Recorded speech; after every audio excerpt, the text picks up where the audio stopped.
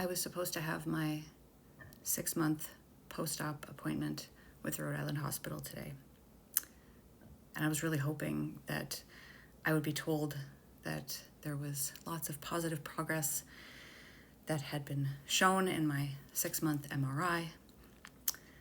But because our system is very messed up with respect to healthcare here in Manitoba, that didn't happen. That being said, I am in the middle of a lot of grief and gratitude. And so I wanted to provide an update about a lot of different things. So this might be a little bit longer, but it'll be all of it. So stick around. First, I'm really grateful for my surgery. It has changed my life in so many wonderful, positive, dramatic ways that I can't begin to list it would take too long in this video, but the things that I can do now that I couldn't do pre-surgery are significant and meaningful, and every little bit of positive progress means so much to me. It really does.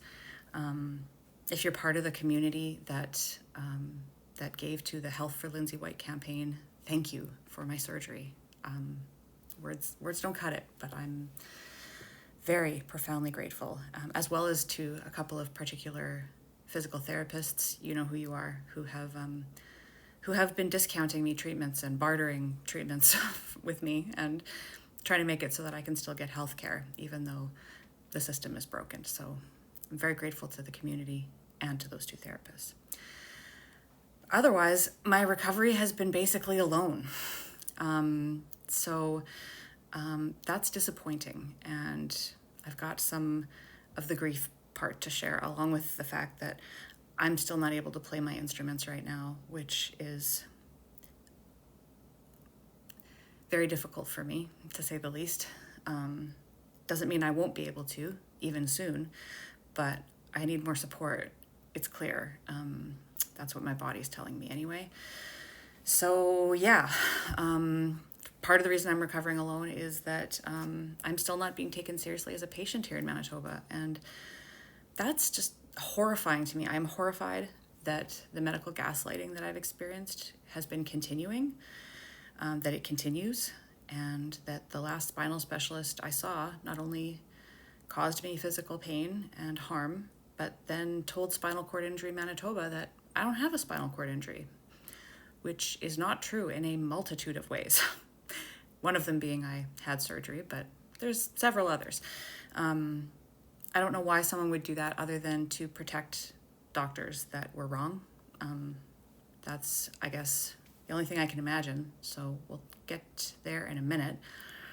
But first, yeah, I want this post-op appointment. I want to know how I'm doing. I want to have my MRI evaluated by my neurosurgeon in Rhode Island.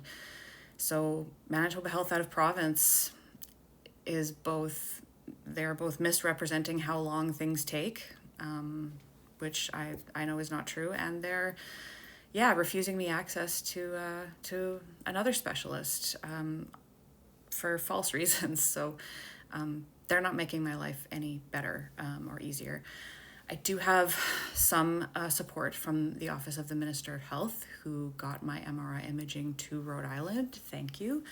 But without it being evaluated there, I can't tell what it means or what's going on. So I'm hopeful that that person I'm working with in that office is correct and that this will ultimately be resolved in my favor. Fingers crossed. I need my post-op appointment with Rhode Island Hospital, and I need to see my other specialist. I need those things. So I really hope that there can be some progress made.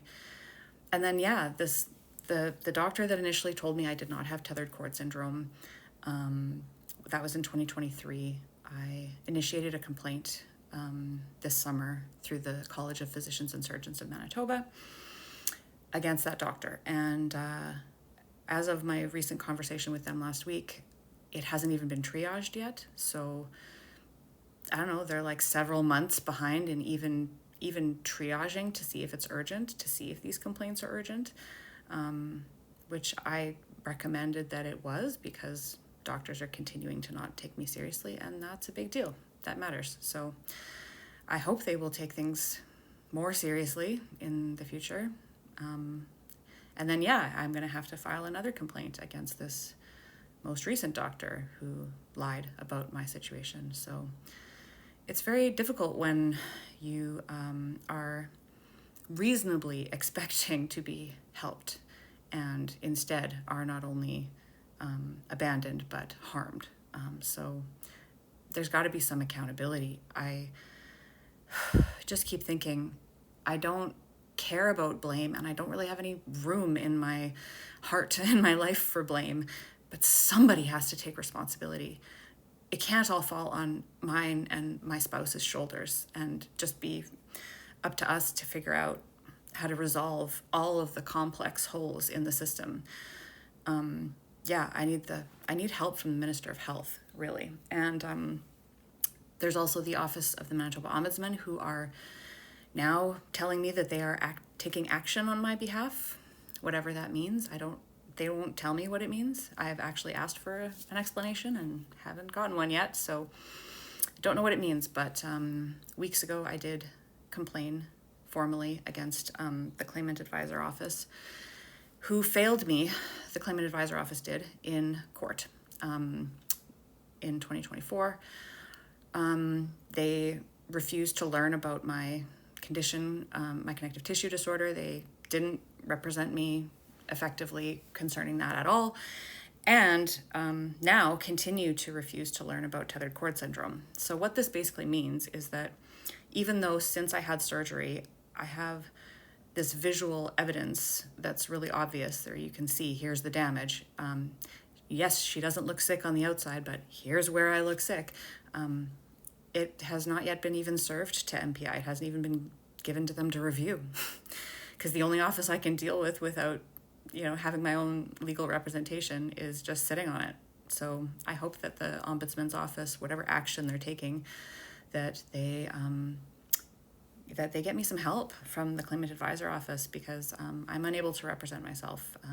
There's been too much trauma. So they have to do their job, and I hope they do.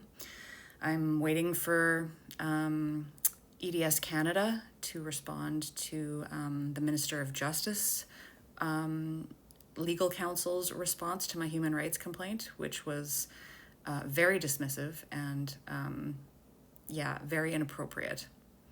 I'm going to leave it there.